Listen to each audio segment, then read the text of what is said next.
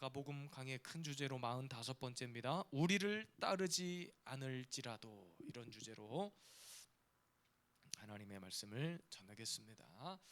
기억하시는지 모르겠습니다. 우리 앞선 본문 단락에서 우리는 예수 그리스도의 십자가의 죽음과 부활의 영광을 깨닫지 못했던 그런 제자들의 모습을 살폈습니다. 크게 두 가지 모습이었죠. 32절에 보니까 묻기를 두려워했다 그랬습니다. 죽음을 두려워했다는 거예요. 두 번째 34절에 보니까 서로 누가 크냐 쟁론했다 그랬죠.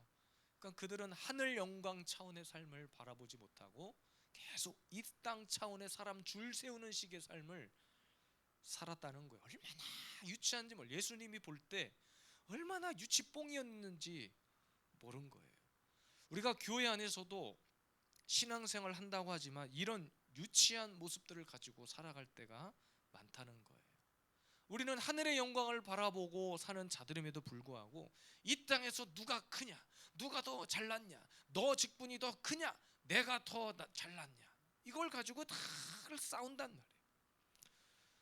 오늘 본문도 그와 마찬가지로 조금 유치한 일들이 일어나고 있는 거예요. 그런 제자들이 불필요한 논쟁을 하고 있는 거죠. 38절에도 보니까 요한이 예수님께 묻는 거예요. 우리를 따르지 않는 자들이 어떻게 귀신을 내쫓고 뭐 어쩌고저쩌고 그럴 수 있냐는 거예요. 그러나 주님의 확실한 처방전이 오늘도 제자들뿐만 아니라 이 시대 교회와 우리 가운데 정말로 가슴 깊이 새겨져야 할 말씀이 되어야 할 줄로 믿습니다. 38절에 우리를 따르지 않을지라도, 39절에 보니까 주님은 금하지 말라 그랬습니다. 오늘도 이 말씀의 가르침대로만 살면 우리는 이제 이 땅을 벗어나, 땅에서는 살고 있지만 이 땅을 바라보고 살지 않고 하늘 차원의 삶을 살아갈 수 있다는 거예요. 우리를 따르지 않을지라도, 오늘도 우리에게 칭찬 한마디 건네지 않을지라도, 오늘도 우리가 이곳에서 새롭게 성전을 이전하고 예배하는 것 누구도 주목하지 않고 누구도 우리에게 축하하지 않을지라도 우리가 하나님의 자녀로 하나님의 백성된 우리가 가지고 있어야 할 영적인 태도가 있어요. 오늘도 함께 살피고 영적으로 성숙한 자리에 삶을 살아갈 수 있기를 주님의 이름으로 축복합니다.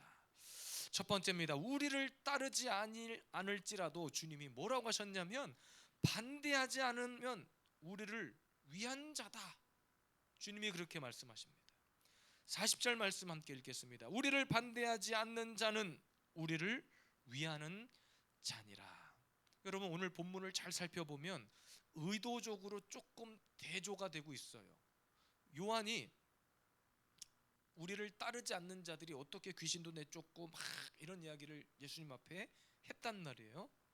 그리고 심지어는 그 앞에 단락에서도 제자들이 예수님 앞에서 누가 더 큰 사람입니까? 그런 논쟁을 하고 있는 거예요. 그러나 심지어 예수님은 죄인들도 용서해라, 형제와 화목해라, 결단코 제자들의 모습과는 정반대되는 이야기를 하고 있는 거예요. 여러분, 수많은 교회에서 분쟁이 일어나고 다툼이 일어나는 이유가 뭐냐면 이런 일들 때문이에요. 이런 일들.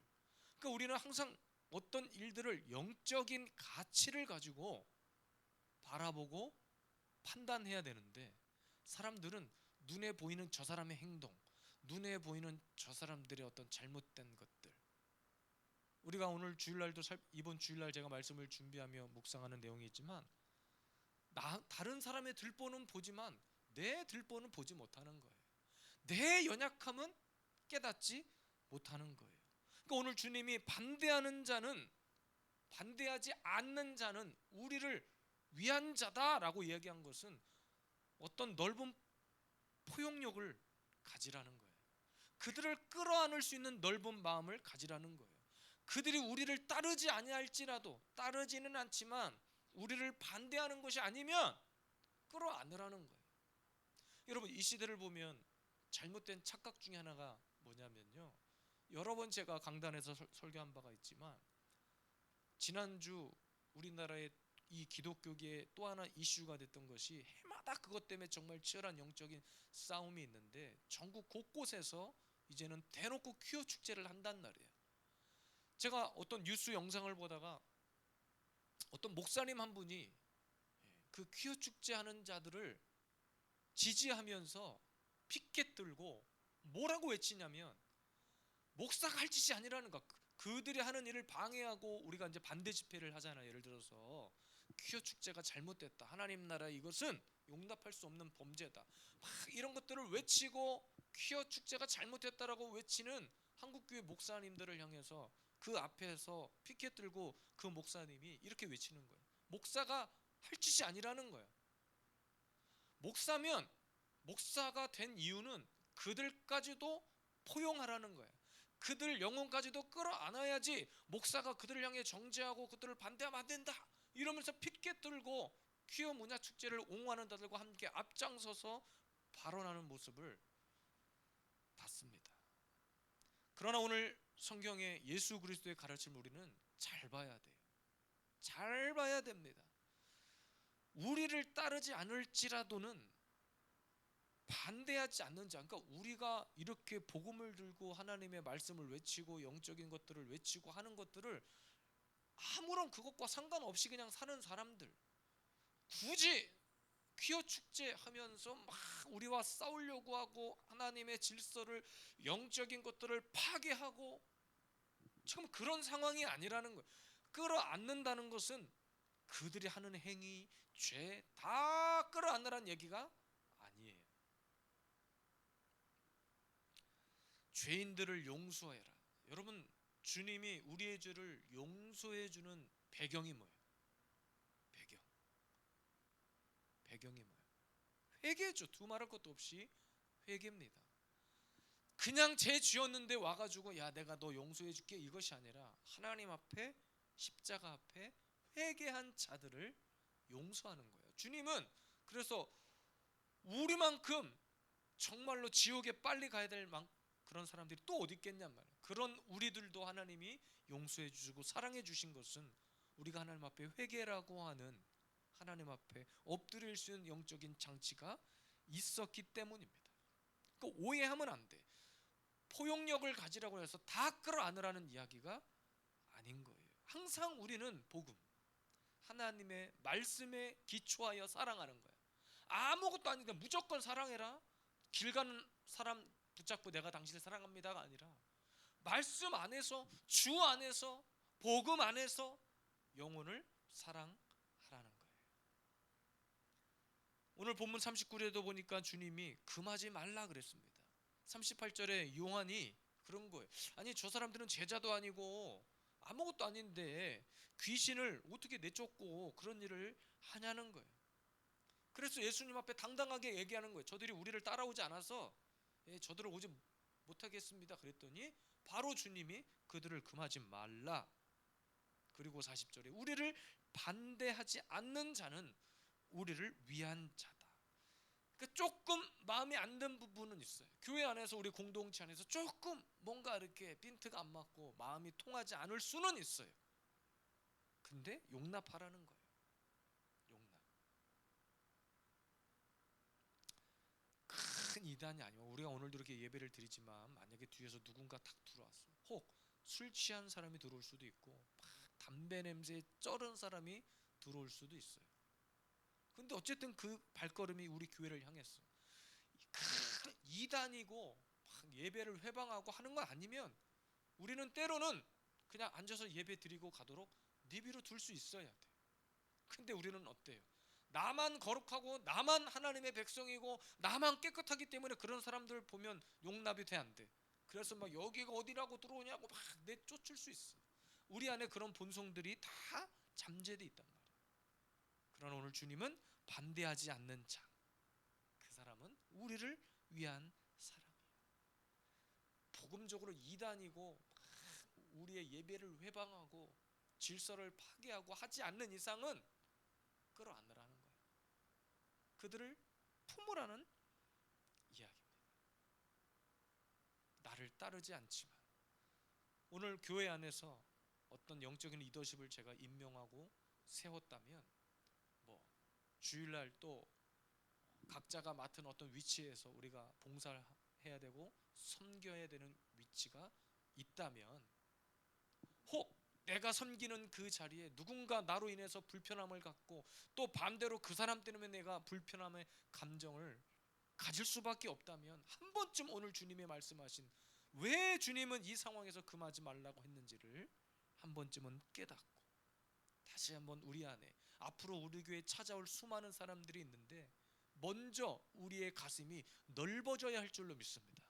먼저 우리의 마음이 우리의 심령 상태가 그들을 품을 수 있는 하나님의 말씀의 상태로 넓어질 수 있기를 주님의 이름으로 축복합니다.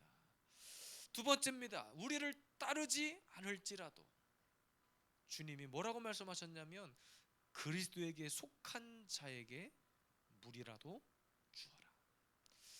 자, 우리가 잘 아는 말씀입니다. 41절 누구든지 너희가 그리스도에게 속한 자라 하여 물 한 그릇이라도 주면 내가 진실로 너희에게 이르노니 그가 결코 상을 잃지 않으리라 그랬습니다. 우리가 명심할 것은 하나님 나라의 핵심은 본질은 누구라도입니다. 누구든지 오늘 41절에도 누구든지 너희가 그리스도에게 속한 자라 하여 그랬습니다. 누구든지. 오늘 본문의 제자들은 당시에 자기들만 능력을 행해야 되고 자기들만 예수님을 쫓아야 하고 그래서 자기들에게 속하지 않는 자들 중에서 어떤 뭐 귀신을 내쫓고 그러니까 이런 거예요. 우리 교회 성도가 아닌데 다른 사람인데 심지어는 그 사람 교회도 잘 안 다니는 것 같은데 어디 교회 다니는지 잘 모르는데 그 사람이 누군가를 위해서 뭐 기도를 해줬는데 귀신이 떠나갔다는 거예요. 근데 우리는 그것을 밑도 끝도 없이 무조건 부정하려고 하고 손가락질하려고 하고 비아냥거리려고 한단 말이에요. 오늘 예수님은 그것을 지적하고 있는 거예요.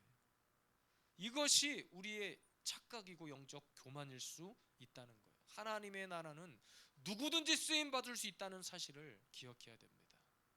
오늘 이렇게 자녀들이 함께 수요예배, 금요예배, 주일예배, 악기팀, 찬양팀으로 봉사하고 방송으로 봉사하는데 하나님이 이들을 이렇게 쓰실 거라고 누가 알았겠냐는 말이에요. 그러니까 누구든지 하나님 나라에서 귀한 도구로 쓰임 받게 된다는 거예요. 그래서 우리는 끝까지 할 수만 있으면 서로 존중하고 때로는 힘을 합치고 부족하지만 제가 교회를 개척하고 또 노예 안에서 목사님들을 만나서 연합을 하게 된 이유가 바로 거기에 있어요. 거기서 혼자서 막 이것저것 벌려놓고 하려면 할 수도 있었겠죠. 그런데 하나님은 혼자서 뭘 하라고 하신 것이 아니라 함께 연합하여 선을 이루라고 하셨어요. 함께 힘을 합하면 할 수 있다라고 말했어. 그래서 서로 협력하게 하셨고 서로 존중하게 하셨고 각 교회마다 또 목사님, 목회자 자녀들을 만나게 하셨고 그들을 세우게 하셨고 지금 보세요.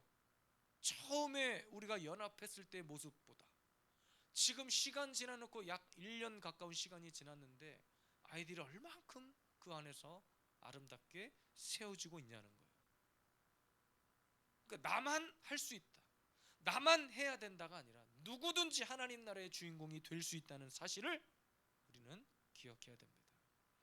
우리 교회가 이곳에 세워진 것은 하나님이 세우신 이유가 있는 거예요. 교회를 오다 보니까 건너편에 상가에 어떤 교회가 하나 보이더라고요. 간판이. 교회 이름이 생각이 안 나는데 아마 문 열면 보입니다. 여기서. 어쨌든 그럼 우리가 그 교회하고 싸워서 쫓아가가지고 우리 교단이 아니면 여기 있으면 안 됩니다. 제가 막 그랬다고 칩시다. 그렇게 해서 그 교회를 몰아낸다 한들 하나님이 우리 교회에 부흥을 주실까? 아니라는 거예요. 그래서 노예 안에서 그런 게 있어요. 교회가 어느 한 곳에 세워지면 같은 노예나 같은 교단 안에 거리를 재서 먼저 그곳에 세워진 교회에 우선권을 주는 그런 일들이 있어요. 물론 그 교단적으로다가 하는 다른 먼저 개척을 한 세워진 교회를 지키기 위함이겠죠. 좋은 의도로 시작한 거지만 사실은 그것보다 더 중요한 것은 하나님의 교회가 세워져서 함께 그 교회와 부흥하고 또 하나님이 그 교회를 통해서 구원코자 작정한 영혼들을 그 교회에 보내서 서게 하고 세워지게 하는 일들도 있어요. 그런데 요즘은 갈수록 어떤 일들이 일어나냐면 내 교회 주변에 다른 교회가 세워지는 것을 원치 않아요. 우리 교회가 독보적이어야 돼. 그래서 여기서 조금 건너편에 아는 사람 누구가 교회를 세웠다 그러면 용납할 수가 없는 거예요. 용납이 안 되는 거예요. 그런데 성경을 잘 보면 그 어디에도 하나님 나라에 그런 원리는 존재하지 않아요. 존재하지 않습니다. 만약에 이곳에 교회가 이미 세워져 있었는데 저희가 들어오면 안 되는 어떤 상황인데 저희가 막 억지로 삐짓고 들어왔다고 생각해 보십시다. 그래서 어떤 다툼이 생겼다고 생각해 보세요. 저희가 구갈동에 처음 교회를 개척했을 때 우리 노예 안에 아주 중심적인 큰 이름만 대면 아는 큰 대형 교회가 바로 언덕 건너편에 있어요. 근데 감사한 것은 그 교회 입장에서 우리 교회가 거기에 세워진 것을 주목하지도 않아. 세워진지도 몰라. 세워놓고 그 교회 장로님이 우리 교회 설립 예배 드릴 때 오신 걸 보고 저는 그때 처음 알았어요. 근데 만약에 노예 안에서 여기다 교회 세우면 안 됩니다. 여기 큰 교회 우리 노예 안에 큰 교회가 있는데 목사님이 여기다 교회를 세우면 큰일 납니다. 만약에 이랬다면 교회를 거기다 세우지도 않았겠지만 어떤 문제가 생겼겠죠. 근데 어쨌든 여러분 하나님의 은혜로 교회가 세워지고 해도 노예 안에서 그 이름만 대면 아는 그 큰 교회가 바로 옆에 코앞에 붙어 있었어도 누구 하나 우리 교회를 주목하진 않았어요. 뭐 저는 그것도 하나님의 은혜라고 생각합니다. 어쨌든 여러분 나 혼자가 아니라 하나님은 반드시 누구든지 그래서 외국 사람들이 우리나라에 이렇게 비행기를 타고 공항에 쭉 내려다보면 밤에 이렇게 비행기를 타고 내려다보면요 우리나라를 보고 깜짝 놀라는 것이 두 가지가 있는데 하나는 곳곳에 편의점들이 카페들이 그냥 한 블럭 지나 한 집 건너 한 집 있는 걸 보고 놀랍니다. 심지어는 24시간. 그리고 또 한 가지 놀라는 것은요 우리나라의 상공에서 보면 우리나라만큼 십자가가 많이 세워진 나라가 없다는 거예요. 십자가. 근데 그것이 다툴 일이 아니라 싸울 일이 아니라 서로 물어뜯을 일이 아니라 서로 용납하고 존중하고 협력하고 하나님이 우리나라에 주신 놀라운 축복이라는 사실입니다. 그러니까 오늘도 주님이 그리스도에게 속한 자에게 물이라도 줘라. 물 한 그릇이라도 주면 상을 잃지 않겠다. 교회 안에 나보다 조금 더 뛰어난 누군가 정말 귀한 달란트를 가진 자가 있다면 그 일을 내가 할 수 있음에도 불구하고 때로는 그 사람을 그 영혼을 세우기 위해서 내가 물러설 줄도 알아야 돼요. 제가 청년 시절에 군대를 딱 갔다 왔는데 군대 가기 전에 이렇게 교회에서 청년 때 찬양 인도를 했잖아요. 군대를 딱 갔다 와서 보니 제가 설 자리가 없는 거예요. 후배들이 다 올라와서 다 각 부서마다 찬양 인도를 다 하고 있어요. 근데 제가 마음만 먹었으면 야 다시 내가 찬양 인도할게 얼마든지 그럴 수 있었어요. 가만히 있었습니다. 그냥 때가 되기까지 가만히 참고 뭐 참고 있었다기보다는 그냥 그들이 그렇게 하도록 저는 내버려 뒀어요. 누가 인도를 하든 어쨌든 교회 안에 세운 직분이니까 가만히 있었습니다. 나중에 시간이 지나고 어떤 목사님과 대화 중에 저한테 그런 이야기를 하셨어요. 그때 제가 교육사라는 막 친구가 있었잖아요. 청년 때. 그때 유교육사님이 참 지혜롭게 잘 하셨다고. 저한테 그런 얘기를 시간 지나놓고 그런 이야기를 들은 적이 있단 말이에요. 야, 그 자리는 내가 해야 될 자리야. 야, 그 찬양인도 내가 해야 되는데 왜 너 나 없다고 네가 야 이제 내가 제대했으니까 너는 이제 찌그러져 있어. 예. 나이로 짬밥으로 그렇게 할 수 있었겠죠. 근데 왠지 모르게 그냥 저 후배들이 해도 될 것 같은 마음이 들어서 아무 말 하지 않고 그냥 묵묵히 있었던 적이 있어요. 그러니까 때가 되니까 하나님이 그 마음을 만지시고 높이시더라 이 말이에요. 그러니까 우리는 항상 주 안에서 서로 물이라도 내가 한 잔 대접하겠다, 서로 존중하고 협력하겠다는 영적인 태도가 필요해. 이기적이고 막 시기하고 질투해서 물어뜯고 끌어내려야 속이 후련한 것이 아니라 우리는 항상 존중하고 협력해야 된다는 사실을 기억하시기를 바랍니다. 마지막 세 번째입니다. 나를 따르지 아니할지라도, 그러나 다 용납하신 것이 아니라 주님이 딱 한 가지만큼은 단호하게 말씀하신 것이 있는데, 그게 뭐냐면 범죄하게 하는 것 찍어버리고 잘라버리라는 거예요. 우리 43절 말씀 함께 읽겠습니다. 만일 내 손이 너를 범죄하게 하거든 찍어버리라. 장애인으로 영생에 들어가는 것이 두 손을 가지고 지옥 곧 꺼지지 않는 불에 들어가는 것보다 나으니라. 그러니까 여러분, 정말로 우리가 유치해지고 쪼잔해지는 것 중에 하나, 쪼잔해지게 되는 이유 중에 하나가 뭐냐면 죄 때문이에요. 죄를 딱 짓는 순간 여러분 어때요? 사는 게 사는 것이 아니에요.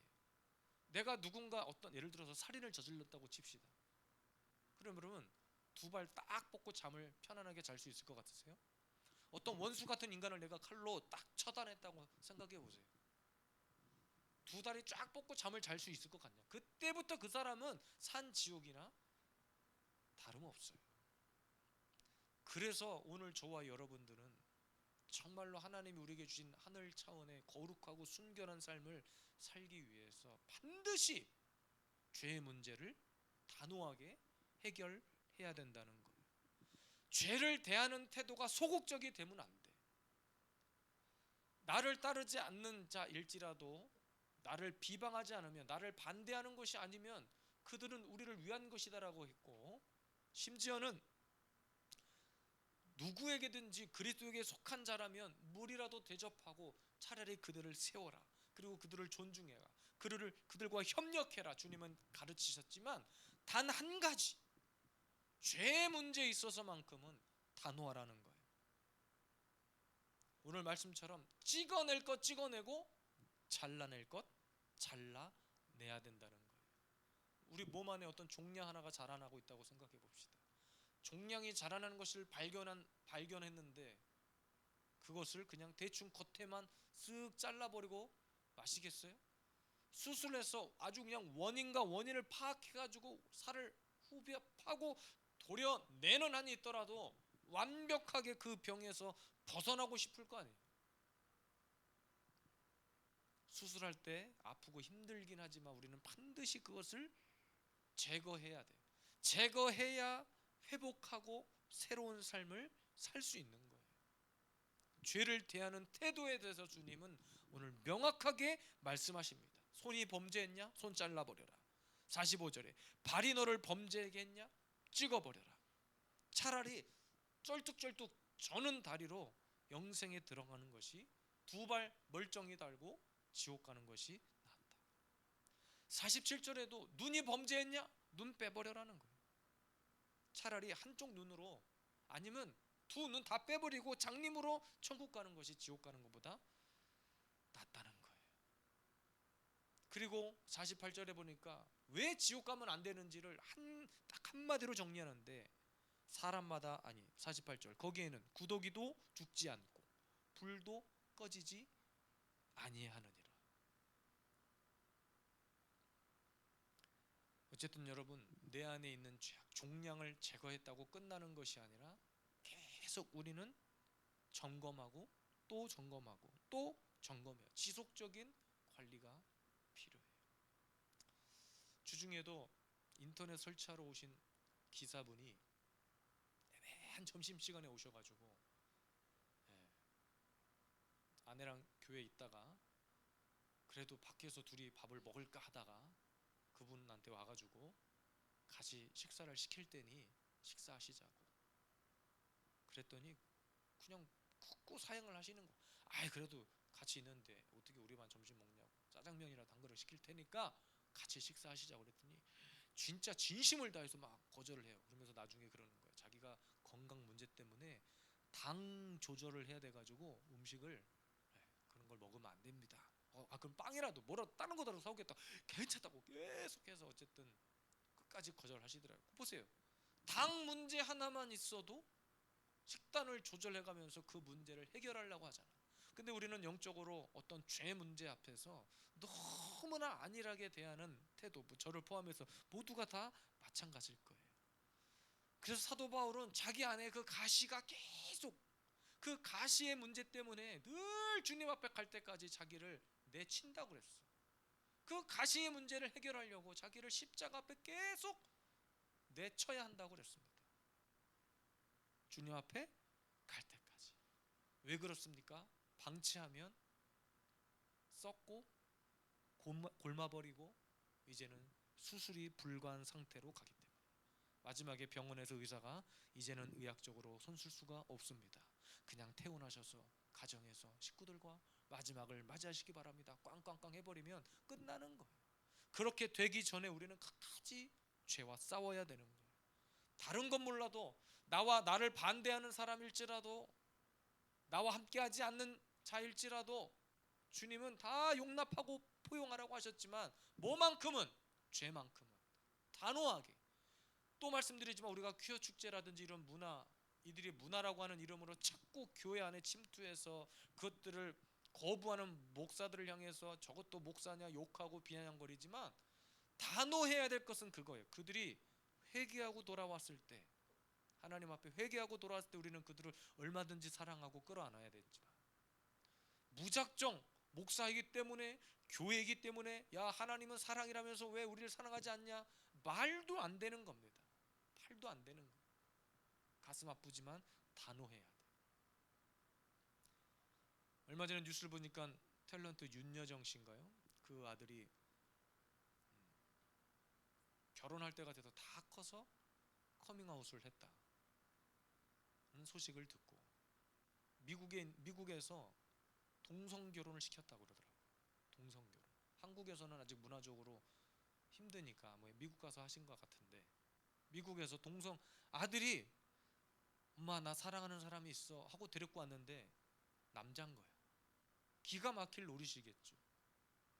그런데 그것을 용납하고 그냥 그들의 그렇게 커밍아웃 한 부분들을 인정하고 용납하고 그들의 삶을 축복해 줬다는 거예요. 그러니까 부모 입장에서 어쩌겠냐는 거예요. 자기는 남자인 줄 알고 살았는데 알고 보니까 자기는 여성의 어떤 숨겨진 뭐가 있었다고. 사랑하는 사람을 데리고 왔는데 남자를 데리고 왔어. 그러나 하나님은 명확하게 말씀합니다. 찍어내라, 잘라 버려라. 혹 여러분 그것이 우리의 자녀일지라도, 자녀의 문제일지라도 자를 것은 자르고 찍어낼 것 찍어내지 않으면 지금 당장은 괜찮을지 몰라도, 지금 당장은 살아갈지 몰라도 하나님 나라에 결단코 들어갈 수 없다. 마지막 최종적으로 의사가 더 이상 회복 불가합니다.